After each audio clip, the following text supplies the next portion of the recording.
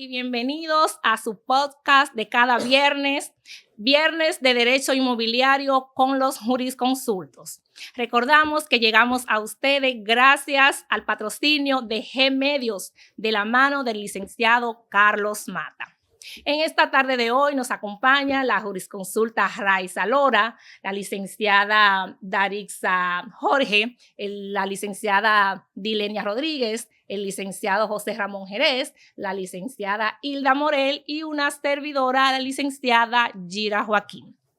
En esta ocasión estaremos abordando un tema muy interesante que consiste en lo que son los sistemas registrales, tanto en el derecho comparado como en el derecho dominicano, donde vamos a poder observar las diferentes características que tienen cada uno de ellos. Y también estaremos abordando lo que es el tema de la función calificadora del registrador de títulos.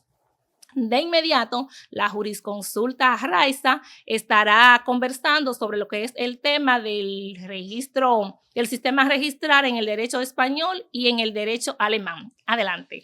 Muchísimas gracias, distinguida licenciada Gira. Como así ha compartido nuestra colega, vamos a tratar lo que es el sistema registral español y el sistema registral alemán o germánico. Damos gracias principalmente por la oportunidad que nos dan de estar tratándose estos temas por este espacio. Bien, en cuanto al sistema registral español, este se sustenta única y exclusivamente por la ley hipotecaria, es decir, que se trata de una inscripción que se hace previo hecho un contrato donde las partes se ponen de acuerdo y este contrato luego es registrado en lo que podríamos decir la conservaduría de hipoteca. Este sistema se considera como una mezcla entre el sistema germánico y el sistema latino. Yo digo que es bien parecido al sistema nuestro de la República Dominicana. Como le decía, se caracteriza porque se hace una inscripción en la conservaduría de hipoteca y esta última entraña el consentimiento de las partes inscrito en este registro. Luego se necesita lo que es el consentimiento y la participación de las partes en este contrato para poder consentir este acuerdo que podría decirse que se llama tradición en España y que luego se registra, únicamente regido por la ley de hipoteca. Es algo bien sencillo, es un procedimiento bien sencillo, el sistema registral español, porque solamente se necesita primero el consentimiento de la parte, regido por la ley de hipoteca y luego registrado. Bien, entonces tenemos también lo que es el sistema registral alemán o germánico, que es un poquito más complicado. Aquí también vemos que se necesita un acuerdo o un contrato entre las partes de naturaleza real, que es inscrito en la conservaduría de hipotecas también, pero que se necesita la presencia de las partes. Es decir, que es un poquito más riguroso porque la misma parte deben ir ante un notario a legalizar dicho consentimiento que luego se registra y se procede a lo que es la transcripción. Bien, escuchemos ahora lo que nos tiene que decir la jurisconsulta Darixa sobre el sistema registral anglosajón y el sistema registral francés. Buenas tardes, querido compañero. Gracias, Gira. Bueno, le voy a estar hablando del sistema registral anglosajón y el sistema registral francés. El sistema registral anglosajón, o sea, inglés, es una variante del sistema Torre. Se formula a través de documentos que inscriben el inmueble. Ahí, en esta inscripción, se establece el precio, se fecha y se firma por las partes contratantes. Una vez inscrita, el dueño registral podrá disfrutar plenamente de su derecho. Tiene dos características los negocios generados. Primero, crea obligación. B, dispone que todo lo que se constituya se modifique y se extingan los derechos reales. El sistema registral francés. Este nace con la Revolución Francesa y el Código Hipotecario, donde abre la posibilidad de inscribir la hipoteca y crear una cédula hipotecaria. La cédula hipotecaria consistía en un documento donde se asentaba el derecho, o sea, la inscripción de la hipoteca, que en lo que concierne a nuestro derecho dominicano registrar, viene siendo el registro de acreedor en la actualidad. Luego se creaba la modalidad de transcripción, que era transcrita por un documento, que ésta transfería la propiedad y ahí se inscribía todo lo exacto del inmueble. El folio de este sistema es personal. Estaba sustentado en el consentimiento de las partes, sin ninguna otra formalidad para la transcripción del derecho real inmobiliario. Esto tiene una característica, este sistema francés, porque se consideraba un sistema defectuoso, ya que era algo que se contrataba entre las partes, sin esto tener todo lo que se llama una publicidad. Ahí no intervenía un registrador, ni siquiera un notario público, porque en estos países se usan que un notario público es una persona por un tiempo determinado, que no necesariamente está relacionado con el conocimiento de derecho. Por eso es un sistema registrar muy fallido que no garantiza los derechos. Gracias. Sí. ¿Cuánto? Bueno, luego de haber escuchado las características del derecho registrar en esas 4 grandes naciones, vamos ahora a ver la clasificación del sistema registrar, pero desde otra óptica. Ahora lo vamos a ver desde el aspecto de los efectos que causa la inscripción. También vamos a ver algunas características del sistema Torrens. Para eso vamos a cederle la palabra al jurisconsulto José Ramón, que está listo para ustedes. Sí. Buenas tardes, compañeras, jurisconsultas. Buenas Un privilegio tardes. para mí estar dentro de tantas mujeres hermosas. Ay, gracias. Sí, tal como lo ha dicho nuestra compañera Yira, le estaré hablando un poco sobre la clasificación registral, tomando en consideración la parte que tiene que ver con los efectos de la inscripción. Y podríamos decirle al respecto que acorde a lo que establece el doctrinario Wilson Gómez, estas se clasifican en tres. Y estas son el sistema registral sustantivo, el sistema registral constitutivo y el sistema registral ya declarativo. En el sistema registral sustantivo, la inscripción se inicia, perdón, el sistema registral se inicia con la inscripción del inmueble por ante el registro público. Se considera dueño a la persona que aparece registrada en el sistema público al momento de consultar. Eso es en este tipo de sistema. Luego, en el sistema registral constitutivo, este se origina con el contrato y para que tenga vigencia debe de perfeccionarse de manera obligatoria, o sea, debe de inscribirse de manera obligatoria para que surta efectos.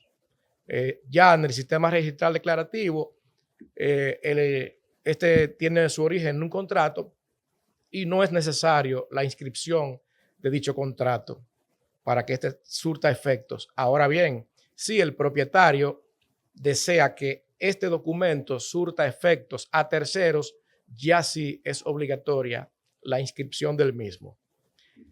Con relación a las clasificaciones, tomando en cuenta la forma de la inscripción, esta se clasifica en cuatro partes. Tenemos el sistema personal, el sistema de folio, el sistema de libros y el sistema electrónico. Con el sistema personal tenemos la característica de que se toma en consideración los bienes de la persona de manera general, en donde cada inmueble se identifica, no se identifican los inmuebles de manera independiente, sino de manera global.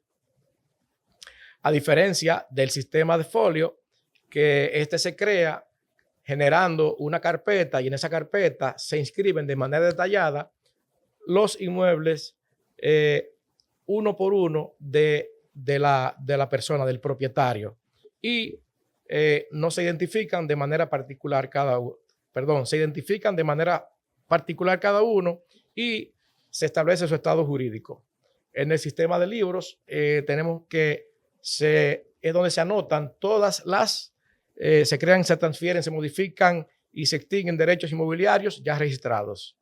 Y en el sistema electrónico, que es el sistema que tiene que ver ya de manera computarizada, automatizada, que es donde se registran todos los actos de manera ya, diríamos, en el computador, en la plataforma, y en ese sentido ya permanecen en la base de datos. Tenemos el sistema Torrens, que fue un sistema de medición que llegó a la República Dominicana en el año 1920 y tiene las características básicas y fundamentales, como lo es la inmatriculación del inmueble. La inmatriculación del inmueble, que consiste en registrar el inmueble por primera vez en base al saneamiento, en donde se le da vida por primera vez a un inmueble, a un terreno, dando como resultado un certificado de título. Las características fundamentales de este inmueble es que es constituyente y es convalidante, en donde se le da garantía a través del Fondo de Protección del Estado Dominicano. En este sistema Torrens interviene la Dirección General de Mensuras, en donde la Dirección General de Mensuras hace un levantamiento del inmueble, del terreno, y en este sentido emite un plano catastral en donde se establece el área, el propietario, los linderos, en fin. Este es un sistema que realmente ha venido a resolver un gran problema en la República Dominicana, lo que no es así en otros países que utilizan otro tipo de sistemas. Lo más importante de este sistema Torrens es que le da fe pública registral a los inmuebles. Así que muchísimas gracias. Sí, bueno, esto se pone cada vez más interesante.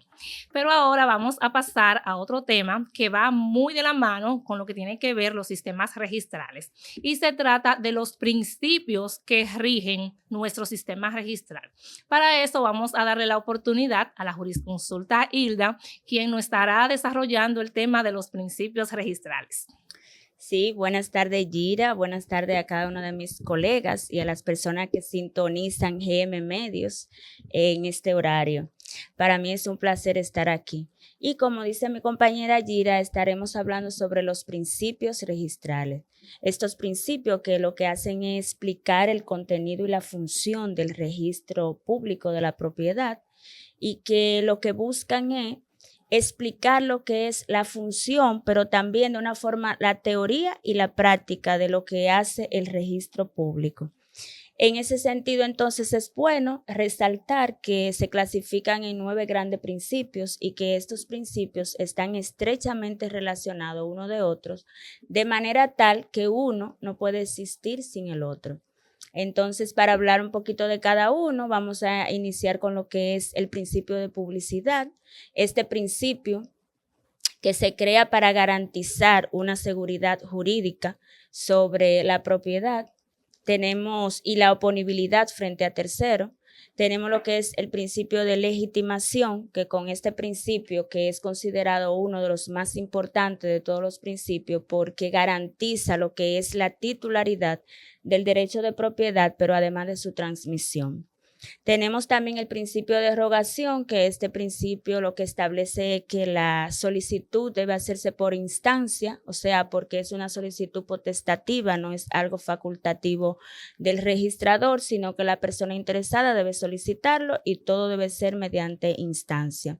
También tenemos el principio de consentimiento, que va muy de la mano con el principio de rogación, ya que consiste en que la persona que tiene un interés para que haya alguna modificación en alguno de los registros que se va a realizar debe de dar su consentimiento por escrito. Tenemos el principio de prelación o de relación de prioridad. Este principio lo que garantiza es el rango en cuanto a las inscripciones.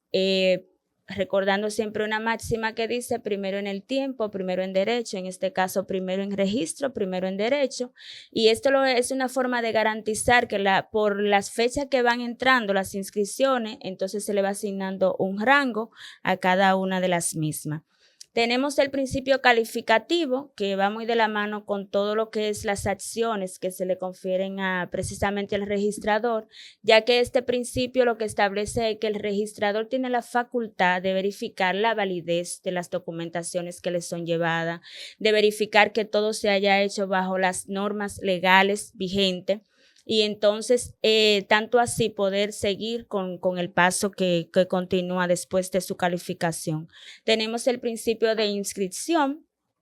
Este principio por sí mismo lo expresa porque no es más que esas modificaciones que se pretenden que haya en un registro deben de estar precisamente anotadas o asentadas en el libro y en el folio correspondiente a dicho inmueble. Y tenemos también el principio de especialidad, que este principio lo que busca es determinar el objeto y los propietarios. Por último, pero no menos importante, porque como decía al inicio, todos estos principios están íntimamente relacionados, tenemos el principio de tracto sucesivo, que no es más que este principio lo que busca es garantizar ese historial que hay entre toda la vida jurídica del inmueble, desde que ha sido inscrito, porque siempre es bueno resaltar que para que exista una vida jurídica de un inmueble debe de haber un registro, debe haber un derecho de propiedad. Y hasta aquí ha sido mi participación, un placer. Sí, bueno, luego de esa brillante participación, vamos de inmediato a concederle la palabra a la jurisconsulta Dilenia, quien estará conversando sobre lo que es la calificación registral o la función calificadora. Muy buenas tardes para todos mis compañeros en este hermoso viernes. Yo estaré hablando con respecto de la calificación registral. Si podemos verificar en lo que ha establecido el español Javier Gómez, que calificar es el derecho hipotecario o registral. Es determinar si el acto o contrato, título tanto en sentido formal o en sentido material, presentado al registrador de títulos de una propiedad, reúne o no los requisitos exigidos por el ordenamiento jurídico para su validez y para su eficacia frente a terceros, con la finalidad de que solo tenga acceso, por lo tanto, a la protección de ese sistema, a los títulos válidos. Y también podríamos señalar al doctrinario Wilson Gómez, que lo que persigue es, con una escrupulosa calificación, de evitar el ingreso de un registro de documentos deficientes que pueda conspirar con el esfuerzo originario de que se hizo con un saneamiento. ¿Qué podríamos decir en síntesis? Que la calificación registral es como el examen que hace el registrador de título ante una propiedad con respecto a la inscripción registral, junto con el título correspondiente. Recibe el registro una vez practicado y si reúne los requisitos establecidos por la ley. También podríamos estar hablando al día de hoy, o sea, lo que también establece nuestra resolución 788 del año 2002, donde habla del Reglamento General de Registro de Títulos, en el artículo 48, que nos habla del ámbito de la aplicación, donde dice que la función calificadora se aplica a toda actuación solicitada al registrador de título correspondiente. Podríamos decir las anotaciones para las que se pretende la inscripción o anotación de derecho, cargas, gravámenes y todas las afectaciones relacionadas con el inmueble, así como la modificación o una cancelación. Y por último, las solicitudes de certificaciones en general, las certificaciones con reservas de propiedad en particular. Hasta aquí mi parte. Gracias, Dilenia. Sí, ya para finalizar este podcast de esta semana, esta servidora estará abordando los tópicos de la naturaleza jurídica de la calificación registral, así como también las características de la función registral. En ese sentido, quiero traer a colación el hecho de que la naturaleza jurídica de la función registral es algo que ha generado mucha controversia en algunos autores, ya que hay un grupo que tiene una teoría donde indican que la función registral va muy de la mano con lo judicial. Sin embargo, hay otra corriente en contraposición a esta que indica que la función registral no tiene nada que ver en lo absoluto con lo judicial, ya que su finalidad no consiste en resolver ningún tipo de controversia entre las partes envueltas en una operación registral, sino más bien que su función consiste en decidir si incorpora o no al registro de propiedad una nueva situación jurídica de un inmueble. Me recuerda esa situación, la intervención del magistrado Adriano la semana pasada, donde establecía registro no es un tribunal de justicia. Dicho esto, es la teoría que predomina con más relevancia y es la que sostiene que la función de la naturaleza de la función registral es mayormente voluntaria y administrativa, no tanto así judicial. Ya en lo que tiene que ver con las características de la función registral, así como escuchamos a la compañera Dilenia establecer que la calificación registral es el examen que realiza el registrador de títulos respecto a la solicitud de la inscripción que se le realiza junto con el certificado correspondiente y los documentos que cada uno implica, con el fin de determinar la legalidad de los documentos presentados, es decir, para esa inscripción, es decir, verificar si la misma cumple con los requisitos establecidos tanto en la ley como en la Constitución. De ahí que las características principales las podemos extraer mayormente del artículo 51 del Reglamento General para los Registros de Títulos. Y estas son las siguientes.